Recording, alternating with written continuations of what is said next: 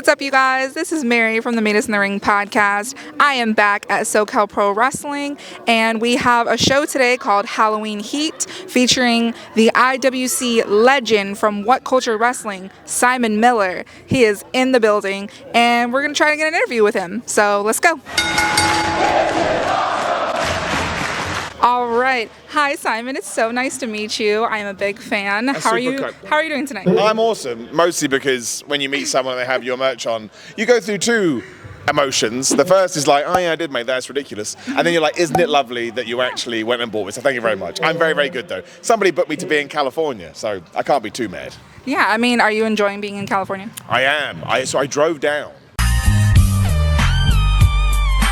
from Los Angeles to San Diego because I wanted to. Someone just came up with the idea because I had to be in Los Angeles for something else. I was like, I should do that. And the first half of the journey, I was terrified because obviously us British people drive on the other side of the road. When I got used to it though, I was like, this is great. So yeah, so far it's felt like an experience. Oh, I'm all about experiences. So. I'm glad. Well, here at the Meet Us in the Ring podcast, we're mostly a women's podcast, For sure. Women's wrestling. So I wanted to ask you a couple questions about women's wrestling. Please. And then I'll have you do a little ups and downs for us. Done. That is your Done. specialty. It is my gimmick, so we should do that, yes. I'm in. All right. Well, my first question is, who is your favorite women's wrestler of all time? Oh, of all time. That's difficult. So Trish Stratus would rank up there highly just because I was young, obviously, watching it. But even when you're young, impressionable. but this is the thing. But the thing is, when you're young, you can. A lot of what you do is instinct. Like I've always said, I think one of the reasons I always gravitate towards Bret Hart was because he wore pink. And when I was young, obviously I was like, stereotypes. Men don't wear pink, but I thought it was the coolest thing ever. Yeah. So same thing with Trish. Without even realizing, I think subconsciously I was like, it is weird that it's a very male-dominated sport. Then all of a sudden, when she became the women's champion and started having those matches with Mickie James as well, at a very impressionable age, I was like, well, we should do more of this. Yeah. That's really, really cool. So again, she was one of the first people that I guess I started becoming a smart wrestling fan. I was like, wait a minute, something's going on. But on the other flip side of that, Chyna was someone, I mean, she was a megastar, and you feel that when you're younger too. But who's one of my favorite wrestlers ever? Triple H, right? Because jacked. Time to play the game. And Chyna was the same. Yeah. I'd never seen a big jacked woman. I was super young, right? So I was like, what? This is amazing. Yeah. So, I mean, obviously I was brought up on the WWF product, so it always goes to them. But ever since then, I've tried to, I mean, you look at someone like Alundra Blaze or Medusa, and almost as like a trailblazer and what she had to go through, you're like, wow, man. And then obviously there's the Joshi wrestling and the Japanese wrestling. I won't talk about this because I'm not educated enough, but I've watched matches, and I think someone once told me, when someone is trained in that style to a certain degree, they're probably better than everybody. And you watch matches like the Stardom now, you're like, they probably are better than everybody. That 5-minute title, whatever it is, that super quick title is just it's amazing. Like, it's so cool. So, but yeah, in terms of actually getting into it, I think, it probably was Trish Stratus, for sure. Well, you kind of led into my next question, which is, who would be in your Hall of Fame of women wrestlers? I mean, Trish Stratus, yes. Chyna, yes. Because again, these were two people. It just opened the door for me, and I started thinking, oh my gosh, it's like a completely different part of wrestling. Otherwise, I mean, I go for 4 because that's like the Mount Rushmore, right? That's what people say. But it does get quite difficult because there will be people that I should probably know more about, and I just don't, just because it's been, my growing up in wrestling was very Western focused, and of course it's only really been the last few years when finally they were like, oh, we should do something. But that's why Becky Lynch gets in there too. Oh. Now, it's for 2 reasons. One, when she basically broke out in 2017, when they tried to turn a bad guy and everyone was like, nope. It's the same kind of thing. She was just cool. And I just think... She was the man. She was the man, but also when I read a book recently and you see her in interviews, she's a massive nerd. And I love it when those two things come together. In real life, you're like a geek. But then on camera, you've been able to sort of take those qualities and put it in. So I was a big Becky Lynch fan anyway. And ever since she's taken a hiatus, I'm like, oh my gosh, I really was a big... This is happening with me and Kevin Owens at the moment too. I'm like, I think Kevin Owens could be one of my favorite wrestlers ever. And now that Becky Lynch has been away, I'm like, oh my gosh, I really miss Becky Lynch. So you start sort of reworking your top 10 lists, and so I'd have to put Becky Lynch in there. And otherwise, I mean, this is a little bit of recency bias, but I feel it. Bayley to me is just like, you go back to all the stuff she did in NXT, and it's like awesome. Then she gets brought up, and again, I don't think the old regime understood how to use that character. Should have been booked like John Cena. She wasn't, because wrestling's stupid. And then she has to like take on her brand new role model persona, and she makes that work too. When everyone's like, you can't make the Hugger Bailey a bad guy, well, you absolutely can. But Ding again, dong, hello. so that makes me laugh. So she did goofy stuff, so I'm in. But also, again, I'm very much become a what's the human behind the character like. And every time you see an interview, she talks about putting people over, I want to help this person. And again, she just lost to Candice LeRae on the SmackDown when we're talking. I'm like, I bet she was over the moon when that came up. So, yes. And then I got to throw Natalya in there as well. Because, I mean, Natalya is just, again, she's like, doesn't get the credit she deserves. Period. Has been put in so much dumb stuff over the years. It makes me so mad because right now, she should be, I mean, she's nowhere near retiring, but she should be in that Sting role where she comes out and everyone's like, oh my gosh. But because they never treated her that way, we'd have to start from scratch, which is, I mean, just go listen to any other, WWE wrestler. She's the mum, right? She's, and also, Joe Hendry, right? Say his name, man. British guy taking off right now.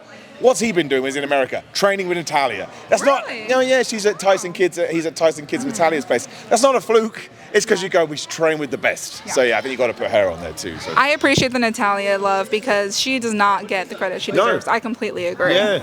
Well, now's the time to use your finger of power for the ups and downs. That's all I do. That's my life. Since we are at Halloween Heat, I am going to show you 5 wrestling-inspired ring gear, and you're going to give them an up or down. Perfect. And we'll put them on the screen so you guys can see them too. Yeah. But the first one is this with Ruby. That's the Riot Squad. Yeah, the Riot Squad with Liv, Ruby, and Sarah Logan. I think you have to give it an up because I like a good homage, and obviously we've got the Harley Quinn stuff.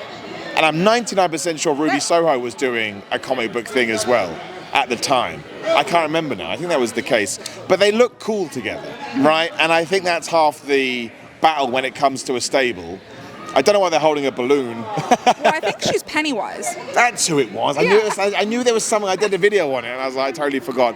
No, I like the Riot Squad. And again, people that never really got to show out in the way that maybe they could have done. Really good gimmick, really good idea. But their Elimination Chamber tag team match, so good. And they always were in sync with each other, both be it attire or wrestling. So I'm going to give it an up, for sure. Right. Hell yeah. First up. Yeah. Next up, we have Shotzi and Triple H. I mean, Triple H has to get it down, right? He's not even in costume. This is the problem, right? We need synergy. And listen, Triple H is one of my favourite wrestlers of all time. I mean, me too. It just is true. Even if it was just for that, he was massively jacked. Who cares? As a kid, I was so excited about seeing him on TV. So yeah, he does have to bring it down just because out of context, I think wrestling needs to be able to sell itself even when you don't know what it is. And this just looks like a dad with his child ready for Halloween. And that's not what you want. So listen, shout out to Shotzi. She's been away for a while. She do her knee or whatever she did. I'm not sure so she'll be back was. soon. But in terms of the gear and the team up, it does have to get it down. Okay. I'm sorry. Please forgive me. First down. Yeah, I know. Sucks. All right. Next up, we have Alexa Bliss as Chucky. For sure. I mean, enough. Because Alexa Bliss has been through the gambit too. She kind of had some Harley Quinn stuff. Then she did everything with Bray Wyatt where she changed things up again. Listen, I wasn't the biggest fan. What was her doll called? I can't remember her. Remember her? Lily. Lily. I wasn't the biggest fan of that just because I didn't think the WWE committed as much as possible. But she still bought in. And I massively appreciate that people go, okay, this is what you've given me. I'm going to do it. So yeah, Alexa Bliss gets an up. But Alexa Bliss is also very underrated.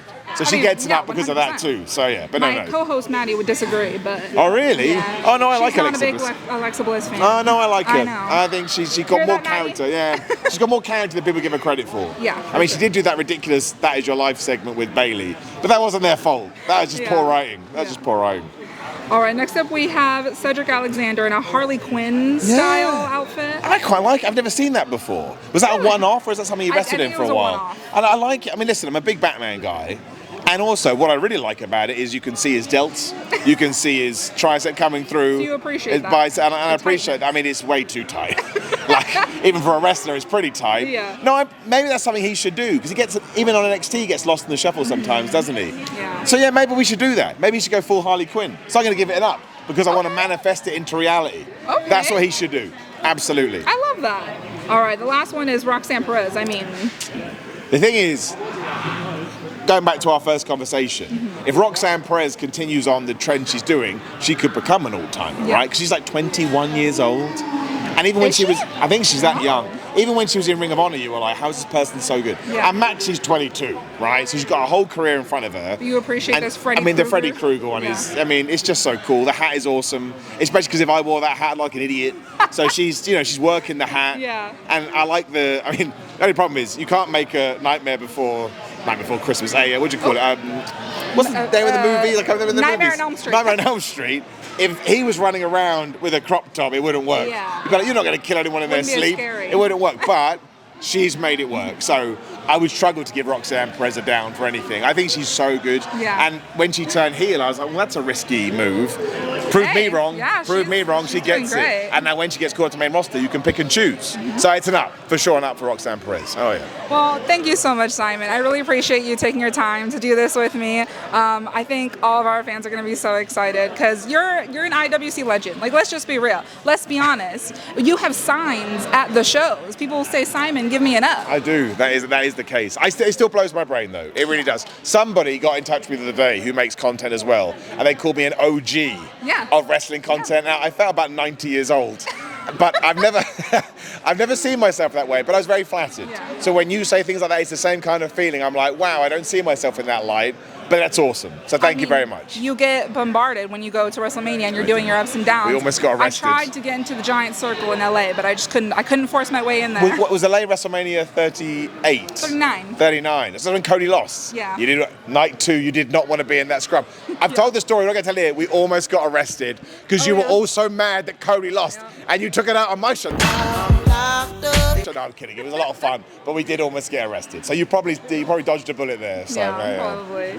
Well, thank you so much, and good luck in your match tonight with Anthony Idol. Anthony Idol, he's right there. He's a big lump. I'm a little bit scared, but I'll do my best. I can't believe that I got to interview Simon Miller. He is such a nice guy, so humble, and I'm excited to watch his match tonight with Anthony Idol. So I'm going to go ahead and do that, and we will see you guys on Sunday. Bye.